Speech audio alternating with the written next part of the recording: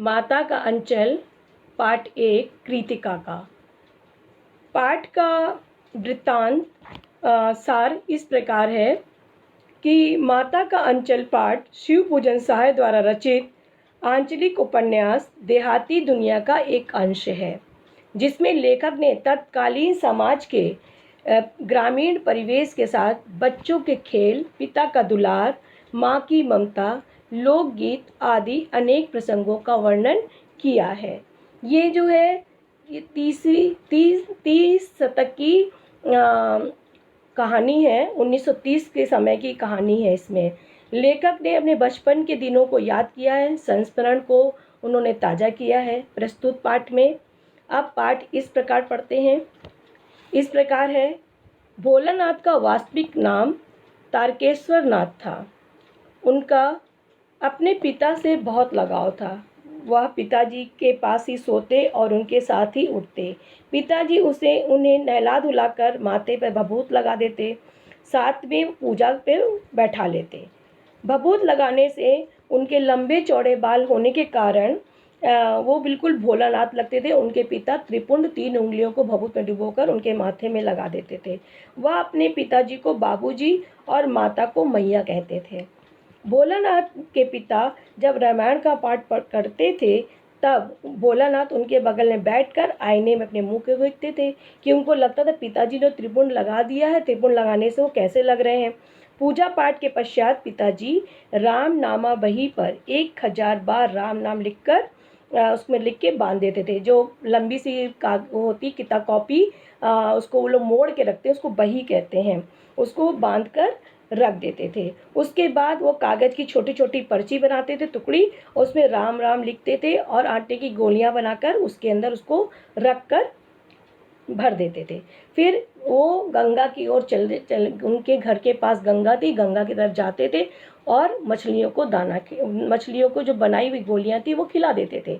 उस समय भोलानाथ अपने पिताजी के कंधे में बैठा रहता था और जब पिताजी मछलियों को गोलियां खिलाते थे, उनको देखकर भोलानाथ बहुत खुश होता था, खिलखिला खिलखिला के हंसता था।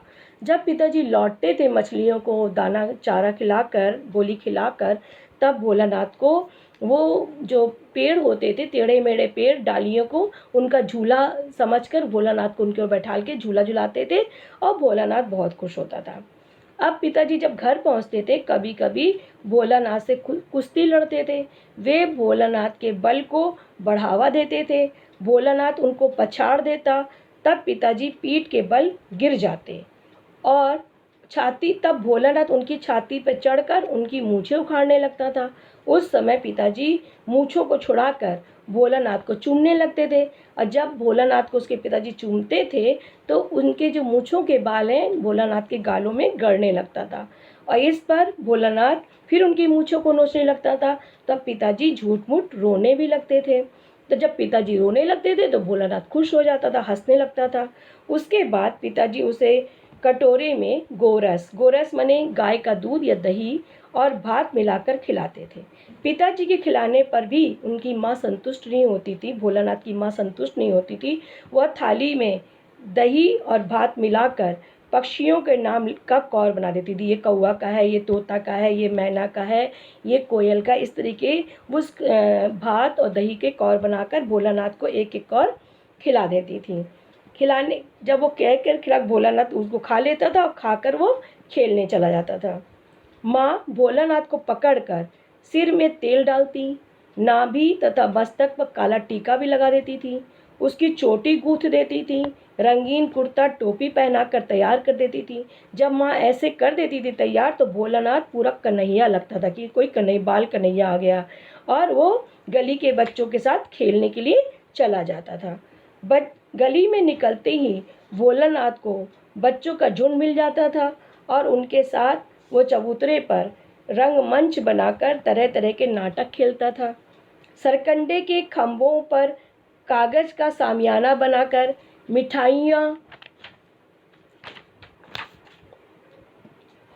मिठाइयों की दुकान सजाता, ढेले के लड्डू, पत्तों की पूड़ी कचौड़ी, मिट्टी की जलेबी, घड़े के टुकड़ों के बतासे आदि मिठाइयाँ सजाई जाती थी। बच्चे इस तरीके के वो खेल खेलते थे।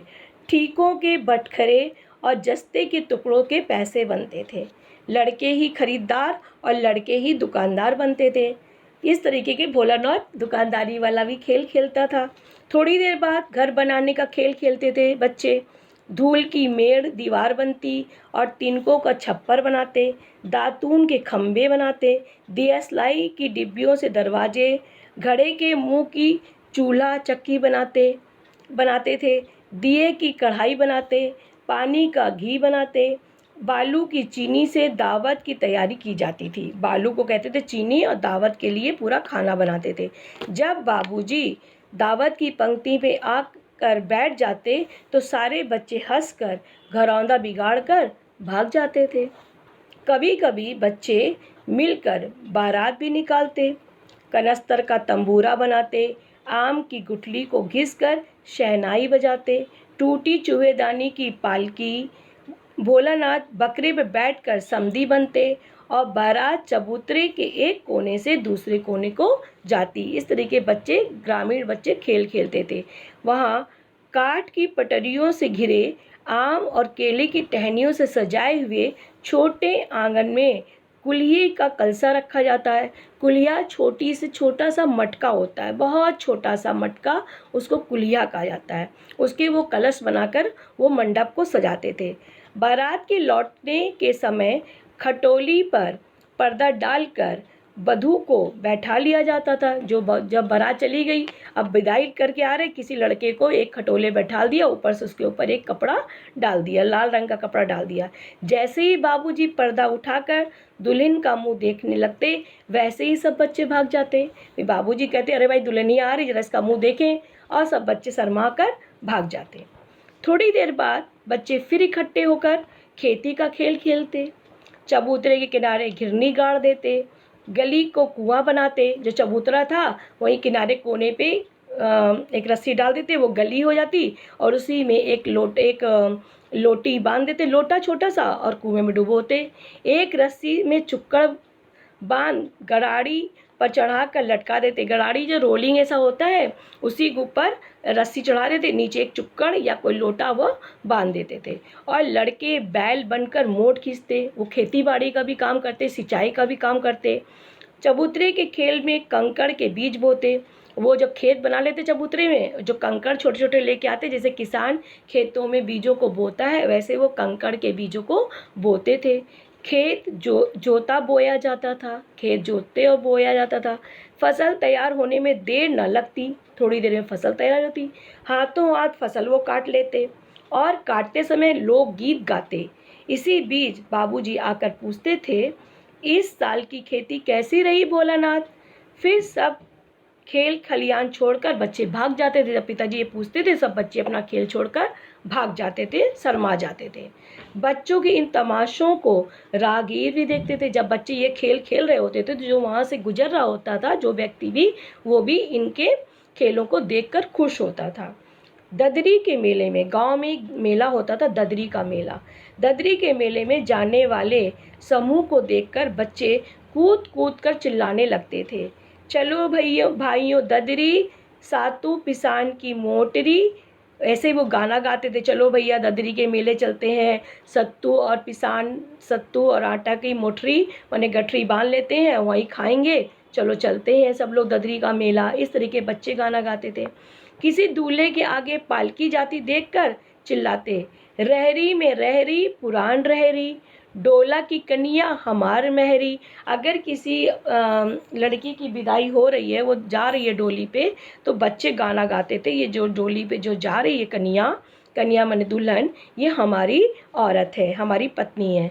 ऐसा करते हुए एक बूढ़े वर ने बच्चों को दूर तक खदेड़ा। जब बच्चे ये गाना गा रहे थे, तो एक बूढ़ा वर, जिसकी वधू उस डोली में जा रही थी, जब उसने इस गीत को सुना तो बच्चों को दौड़ाया मारने के लिए। बच्चे भागे। आम की फसल के समय आंधी आने पर बच्चे बाग में जाकर चुन चुन कर आम खाते थे। एक बार खूब जोर की आंधी आई और आकाश में बादल छा गए। मूसलाधार वर्षा होने लगी। सारे बच्चे पेड़ों के तने में सट गए, किसी तरह के पानी से बच जाएं। वर्षा बंद होते ही बिच्छू निकल आए। उन्हें देखकर बच्चे भाग चले। इसी बीच बैजू जो भोलानाथ का मित्र था, उसका नाम था बैजू। उसी बीच बैजू को मूसन तिवारी मिल गए। मूसन तिवारी गांव के एक व्यक्ति थे। बैजू और सब बच्चों ने मूसन तिवारी को चिढ़ाने के लिए बड़े जोर से चीखने लगे, बुढ़वा बेईमान, मांगे करेला का चोखा। इस तरीके उनको वो लोग चिढ़ाने लगे।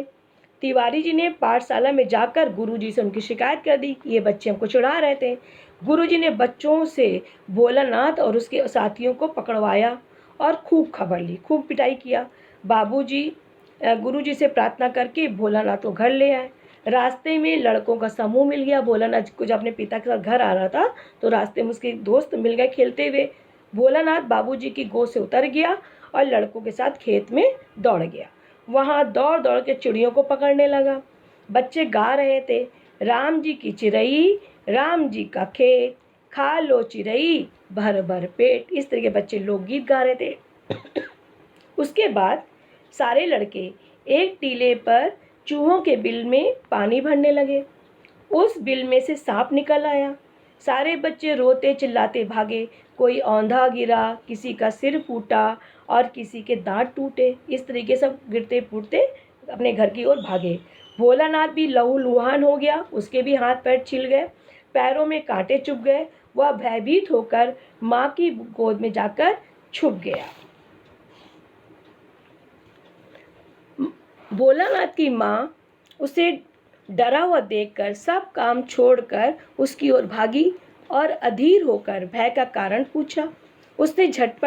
उसकी माँ ने झटपट हल्दी पीसकर भोलानाथ के घावों में लगाई। भय के मारे भोलानाथ की आंखें नहीं खुल रही थी, वो बहुत डरा हुआ था। उसकी माँ उसे बार बार देखकर रोती तथा बड़े लाड़ से उसे गले से लगा लेती। बाबूजी उसे अपनी गोद में लेने का प्रयास करते, पर वह माँ के आंचल को छोड़ता ही नहीं था। इसीलिए इस पाठ का नाम माँ का अंचल पड़ा है। जब बच्चा मुसीबत में होता है तब वो अपनी माँ की शरण में ही अपने आप को सुरक्षित महसूस करता है। माँ की आंचल में उसे सबसे ज़्यादा सुरक्षा मिलती है। उसे लगता है अगर जीवन में कोई भी परेशानी, कोई भी मुसीबत आई तो उसकी माँ उन मुसीबत से उसे वो बचा लेगी। इस तरीके से भोलानाथ मुसीबत में अपनी माँ की शरण में गया।